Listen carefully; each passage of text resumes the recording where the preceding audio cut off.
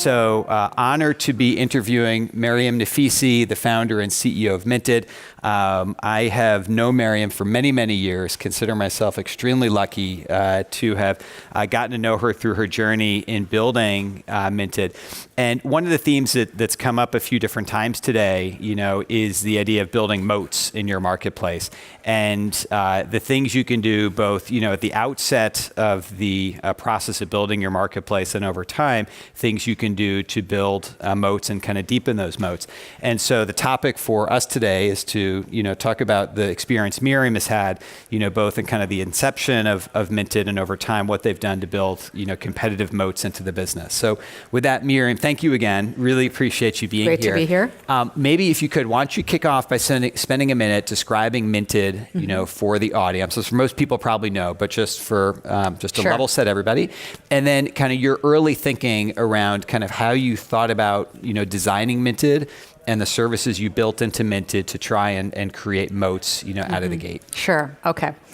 So Minted started as a crowdsourcing experiment that, we basically were run on design competitions. And it's a design competition that anybody in the world could enter. You can picture people all over the world in their living rooms and their kitchens, thinking about being creative, thinking about taking a chance, thinking about moving out of the career that they're in. And anyone can submit. The crowd votes to tell us what they think of it, and then basically we sell the product, and the designers win. The designers end up with earnings. We've moved from being kind of this crowdsourcing experiment to what I would call kind of like a modern day content studio, where we have a big pipe of basically content coming in at all times. Right now, while we're sitting here, there's content coming into the site, and it's being piped into a couple of different front-end user interfaces is the way to think about it. One is the Minted brand, one is the Pippa brand, one is the Collective brand, and those brands are either sold via Minted, or they're sold at Target, at West Elm, at Pottery Barn, or we're actually licensing directly now to certain retailers for designs. So we're basically a content studio where we produce best-selling content that can be used, in our case, in Minted's case, as greeting cards, wall art, holiday cards, wedding stationery, all kinds of printed products. And then in, let's say, a big mass retailer's case, they might be using it on children's apparel, home decor, etc. Things that we don't make yet. So essentially, really what it's become is a platform that serves great best-selling content into all these different interfaces. And in an age when design is becoming more and more important to consumers, they're basing their decision quite a bit on design. We buy at least 4 or 5 things every year through Minted. So it's become part of our standard rhythm. Thank you. So second half of the question then, as you were kind of designing Minted in the early days, how did you think about moats, and what did you think about kind of the services or functions you would build into the marketplace with an eye towards, having, deep competitive moats over time? Yeah. So, we unwittingly, I think, followed a strategy that's in 0 to 1, where you start with a little thing, you wedge in, and then you take that wedge and you try to move it as broad as you can. Yep. So we were looking to wedge in the stationery business. Now, why stationery? Because it had some aspects of e-commerce that I really was looking for: a high average transaction size, high gross margin, inherent virality to the product. Just a lot of things that I was looking for that I thought would be attractive. So we started in this thing that is weird, like custom stationery. And as Peter Fenton, one of our investors, said, you brought a gun to a knife fight, which is like you brought this huge crowdsourcing pipeline and you brought it to the world of stationery, which is not the world's biggest industry.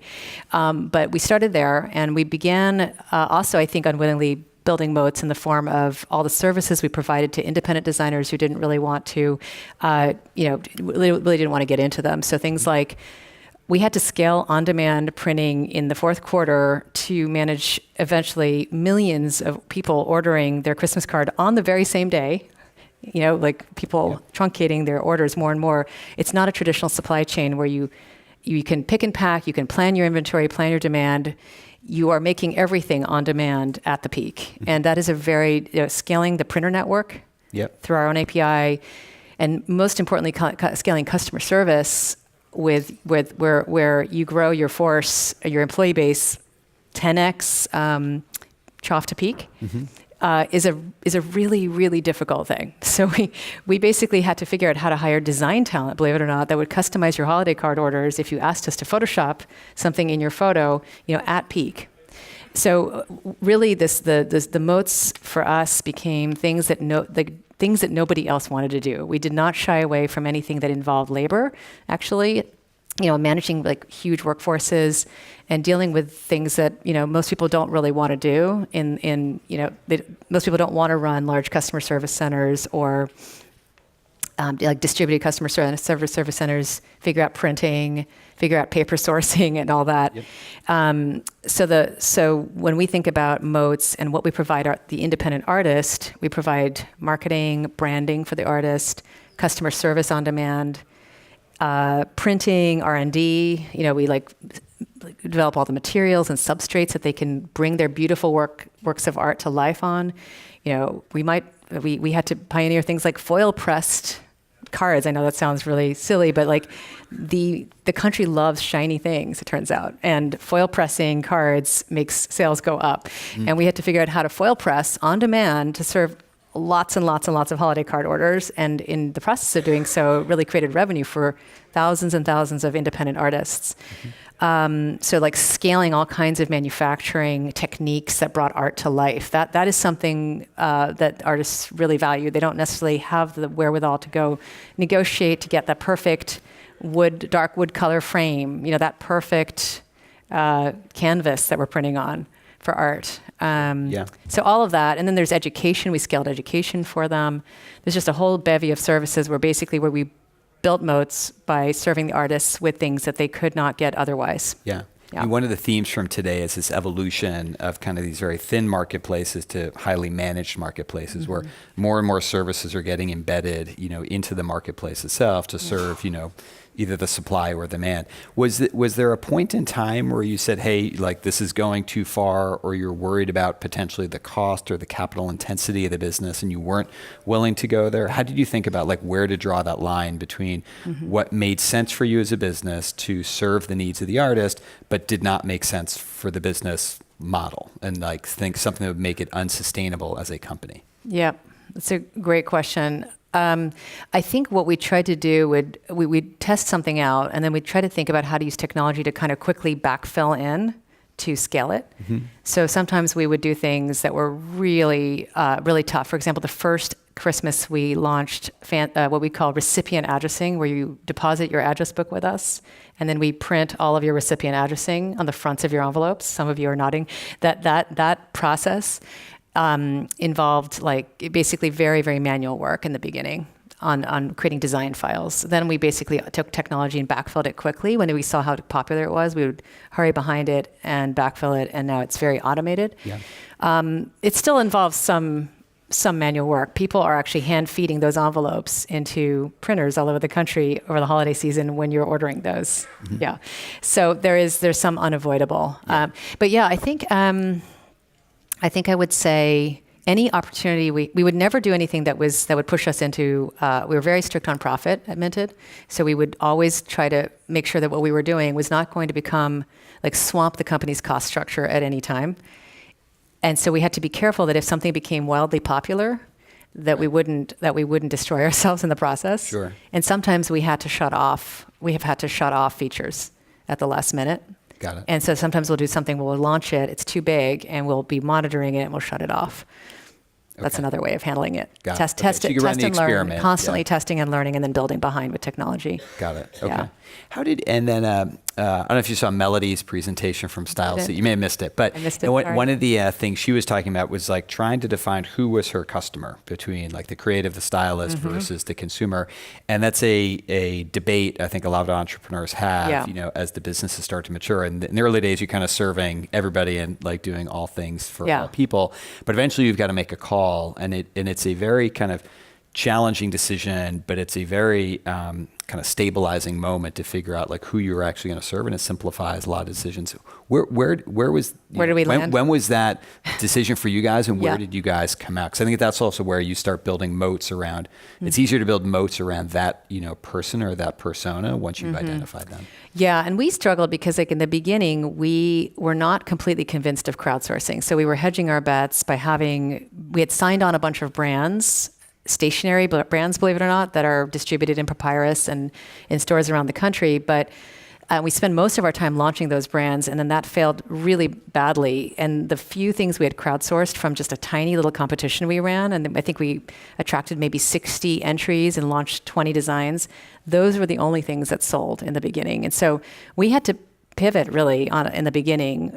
We almost shut the company down. We almost ran out of money. The sales were absolutely horrendous the first couple of months of the business until we pivoted completely towards crowdsourcing and launched holiday cards. And then that was such a huge hit that it overwhelmed us actually. Because we had no orders at all. And compared to my first journey as an entrepreneur with Eve.com in 98, where things had started flying off the shelves, we were a makeup company. And the minute we opened our doors, things were selling. This was a very, very depressing experience where literally nothing was selling at all. So I think that we ended up, most of these marketplaces, even if they say that they're serving both sides, just like as you're talking about, generally they're serving one side or preferring one side over the other. And Minted has focused more on the consumer actually in terms of its technology investment than on the designer. We use and the contention is really over the engineering roadmap. A lot of the services though were designed to support the designer though.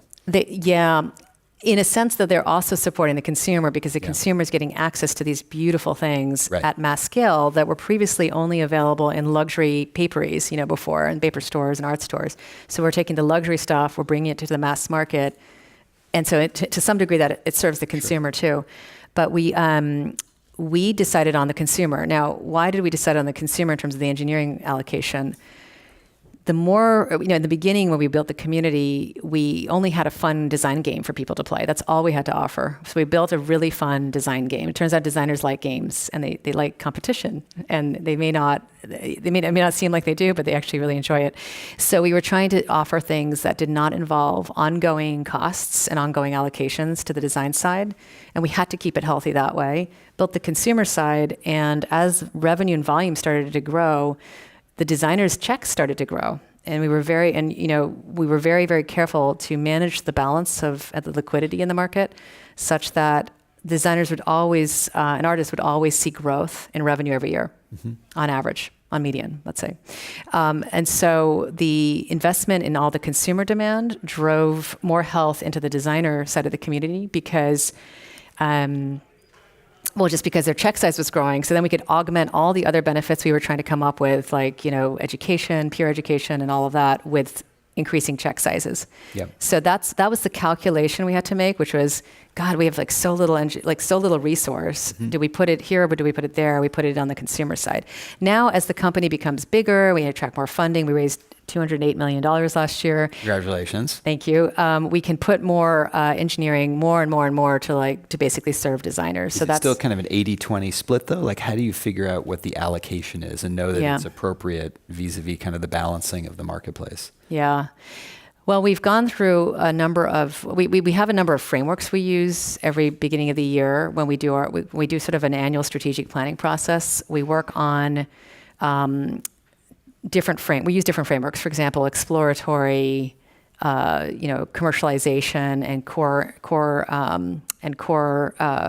evolution. Let's say evolution of your core, commercialization of what worked last year from the exploratory bucket, and then the pure exploratory bucket. And we have percentages that we divide up of our resource allocation according to those three buckets. And then we also look at things like, what are the core assets of the company and how do we keep them healthy? And there's usually at least 20 to 25% of the roadmap is devoted to the core assets. And that's really the community. Yeah. So Okay. Yeah. And so how would you measure, just back to Moats, how would you measure that you were making progress? Like, what were some of the leading indicators that you actually were making progress against the Moats? And was it, match rates? I mean, because some of the things people look for are kind of match rates. They look for kind of acquisition cost. I mean, just, kind of traffic flowing to them vis-a-vis another option. Like, what were some of the things that you guys were looking for that the Moats were actually working? Well, one thing we looked at, if we look at leading indicators, so the stuff that happens before everything else happens. So, for example, pre-sales, we would look at NPS religiously on both sides, always. And this is like from maybe the first month of our business, we measured NPS. And I think one of the most important things is to try to keep the metrics extremely stable and consistent month over month, so that if anything goes wrong, you can always, you could pull your history and you have this great baseline and you can measure what's going wrong or right. Yep. So NPS was probably the biggest thing on both sides, because it affects referrals, which then affects sales on the one side, community recruiting on the other. Also, consumer sampling on the consumer side, like how many people are sampling. Anything that would show us like top of funnel or be leading indicators for sales we looked at. On the designer side, a lot of activity. So things like how often are they coming in and engaging in some sort of activity, whether it's voting, commenting, anything before even submission. So meaning like submission of a piece of art is one thing, but what about all the other behaviors? We basically tracked all of it to see how activity rates were either increasing or declining. Even to the extent of like looking at top performers and understanding how their personal engagement rates were trending. Got it. Like keeping an eye on and like red flagging people that were kind of declining or increasing in terms of activity. Got it. So in terms of Moats though, I mean, really, I guess I would say repeat rates for both. And like how sticky, like hopefully your repeat rates are growing and growing over time. Your lifetime value measures are growing. When you see your lifetime value measures growing on the consumer side, and your repeat rates, then you're getting stickier, and your moats are likely increasing. Yeah. I would look for moats. Obviously, we're talking about competitors, right? Yeah. And so we would be looking at things like market share assessments to see, and we do market share assessments of every business probably 2 times a year to see like how much market share, and you could do this with like a big panel. You can Qualtrics, SurveyMonkey. Get a big panel and at least try to attempt to, that's the kind of sort of the cheap and cheerful way of figuring out maybe what your market share looks like. We're doing more and more sophisticated things, but basically you could sort of see your market share gain. So I think those are some of the key ways in which we're measuring moats on the consumer side. Yeah. Okay. On the designer side, it's a lot of surveys to figure out who else they're talking to. Who else are they? Are we still their favorite? Are we still the place they prefer to make money? Meetups, focus groups with them, lots of conversations with them to understand what's really happening and who might be pulling them away in terms of interest. Got it. Okay. Yeah. Hey, so I'm going to ask Mariam one more question, and then we're going to hand it over to the audience for a couple minutes of Q&A. Can you give us one specific example of, something you didn't do, over the last, few years that, was kind of this hard debate, going back to this question of like, we think it could be valuable, but it may cost too much money. We kind of rolled it back, or we may, sacrificed some value proposition for one side of the, for either the designers or the consumer. I'm just trying to get something, tangible or a tangible example that you guys went through in that journey. Something that we offered and then rolled back, or just. So I think it's such an interesting idea, because usually I think most people are scared about doing that. You set an expectation with someone and then you kind of yank it away from them. Yeah. Well, we had features that just became too popular. And like, for example, we had to turn off the recipient addressing once over Christmas because it was just overwhelming and we were failing, our NPS scores were plummeting. There are things where I wish we had done something that we did not. Let me think about the pulled back thing. But for example, yeah, this would be. Should I go the other way too? For sure. Yeah, the other way, we've had examples where we have under-measured LTV sometimes and underestimated LTV.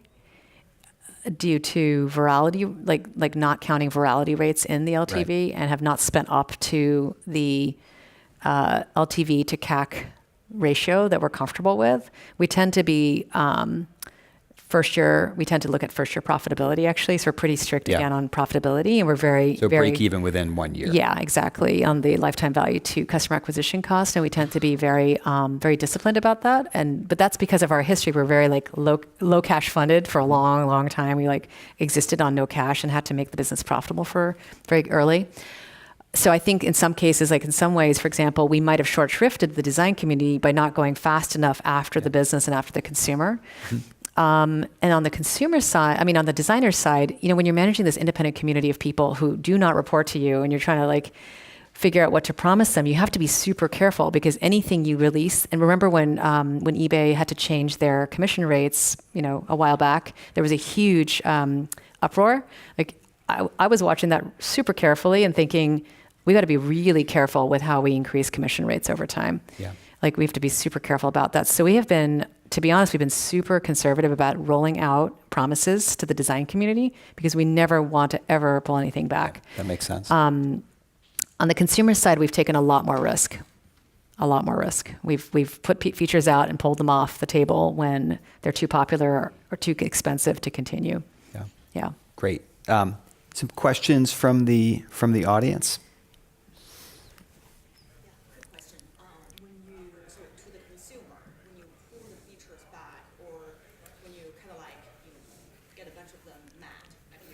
Yes. You handle that? Like, Yeah. do you address it head on? Do people actually just forget after 3 months? It's been super painful. Repeat the question. Oh yeah, I'm sorry, because you can't hear. When you pull it back, a consumer feature, or you screw up and you make people really mad, how do you deal with it? And this is extremely relevant to me, because I ran customer service personally for the first 3 years, because I had nobody else to manage it, because we had very little funding. And so I was running it out of the basement of 300 Broadway, which is... It's a grim situation. So I would say you have to be super transparent, super honest, super apologetic, very personal. Like you just have to like come out, tell people you totally screwed up, basically give them refunds, like completely refund, completely, no cost to them at all. That's the way we have decided to, that's how I believe we have to run the business. So, and I get on the phone with people and I will respond to customers, and I will like actually do customer emails, and I will sign the note, the apology note, like we will write an apology note with refunds, and we will put my signature and my name on it. So, that building this business was very personal. Building it, all the consumers are basically friends of ours. That's how we think about it. It started with friends, and then it's just friends of the friends. So we think of it as every one of these people is a friend of ours. And so when we screw up, we are screwing over our friends, basically. So you just authentic, honest, completely take complete accountability, fix the problem 100, just be very, very transparent. So That's great. Yeah. You mentioned LTV and customer acquisition. Early on, when you didn't have enough data, how are you actually calculating the LTV for the designer side specifically? Because I know how much they're going to be creating, how much they're going to be selling. yeah, I mean, it was impossible to tell them. Yeah, I'm sorry, I keep forgetting. How do you calculate the LTV in the early years when you have no data, particularly on the designer side, which is really tough? It was bad enough on the consumer side. We had no idea what the life cycle really looked like, right? And we were probably kept underspending as a result of being continuously surprised that the LTV was bigger than we thought. And then we'd have to quickly come over to marketing and say, oh my God, the LTV's up. Like we launched frames in art. One silly change was we defaulted the user to land on a framed versus unframed default on art. And the LTV went up overnight. Oddly, when people land on a framed art page, they buy frames more than when they land on the non-framed page, which I think is very odd. But it worked. It was surprising. So immediately the LTV went up, and we had to change the acquisition models. But the designers, this is why we had to go after non-monetary rewards in the beginning, because we could not promise any money to anybody. And in fact, if you read that book Drive by Daniel Pink, if you focus on money, it often saps all of the much more powerful incentives out of a community, out of people. There's some really great examples in that book. So I would I think the best thing to do if you're dealing with an audience like the designers is to go for things like you're getting education, you're getting brand awareness, you're getting all these other things you can promise and actually deliver on. Because God forbid you promise and you don't deliver on it with an external community. It's really, really bad. So, yeah. Yeah, you mentioned community a couple of times, especially, community of women is a big part of what our marketplace has. And I wonder, though, how important meetups are. I have no doubt that the community is important, but I wonder how much corporate being involved in the community is important, and whether or not I should be freaked out if I find that there's sub-communities that we're not in. Yeah. Okay. So the question is, how much should corporate get involved in the community, like face to face and high touch with the community, and then should I be freaked out if there are subgroups within the community? If it makes you feel any better, I freaked out many, many, many, many times about all kinds of things that happen in the community. And normally I settle down after like 48 hours, but it is really scary because you don't know all the people in your community, right? And you don't know what's quite happening. It's a terrible feeling. And, like one of our best designers left for a competitor once and like started designing, and that freaked me out. But that's one out of like tens of thousands of people.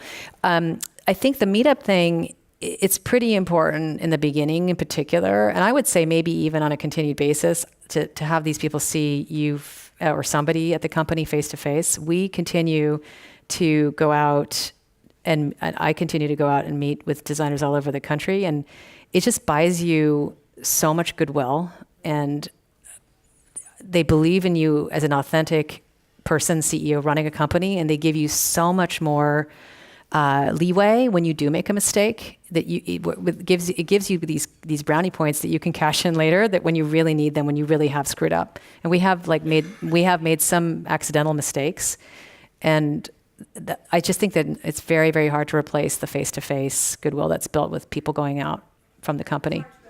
That's my gut as well. Yeah, agreed. Thanks. All right. I think we're getting we Getting got the gong. sign. We got the gong. All right.